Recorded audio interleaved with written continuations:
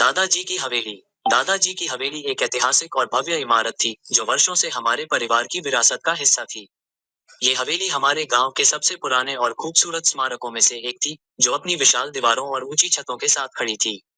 दादाजी ने अपनी जवानी के दिनों में इस हवेली को अपने परिवार के साथ बसाया था। उन्होंने अपने हाथों से इस हवेली को सजाया था और हर कोने में अपने परिवार की यादें बसा रखी थी। लेकिन समय के साथ दादाजी की हवेली खाली हो गई। दादाजी की मृत्यु के बाद परिवार के सदस्य शहरों में बस गए और हवेली को वीरान छोड़ दिया। एक दिन मैं और मेरे मित्र ने दादाजी की हवेली को देखने का फैसला किया। जब हम वहां पहुंचे तो हमने देखा कि हवेली की हालत बहुत खराब थी। दीवारें टूट चुकी थीं और खिड़कियों के शीशे टूटे हुए थे। लेकिन जब हम अंदर गए तो हमने देखा कि दादाजी की यादें अभी भी वहां जीवित थीं।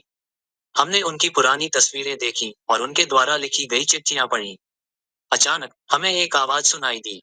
हमने सोचा कि शायद कोई जानवर होगा, लेकिन जब हमने ध्यान से सुना तो हमें एहसास हुआ कि यह आवाज दादाजी की थी।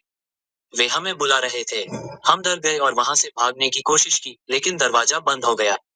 हमें एहसास हुआ कि दादाजी की आत्मा अभी भी हवेली में है और वे हमें कुछ कहना चाहते हैं। अचानक दादाजी की आवाज आई, बेटा, मैंने तुम्हारे लिए एक खजाना छोड़ा है।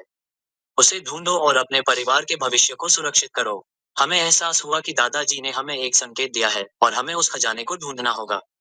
हमने हवेली की तलाशी ली और आखिरकार हमें एक पुराना बॉक्स मिला जिसमें एक पत्र और एक नक्शा था। नक्शे के अनुसार हमें एक पुराने पेड़ के नीचे एक और खजाना मिलेगा। हमने उस पेड़ को ढूंढा और वहां एक और बॉक्स मिला जिसमें एक बड़ी रकम थी। हमें एहसास हुआ कि दादाजी ने हमें एक बड़ा तोहफा दिया है और हमें उनकी यादों को सहेजना होगा।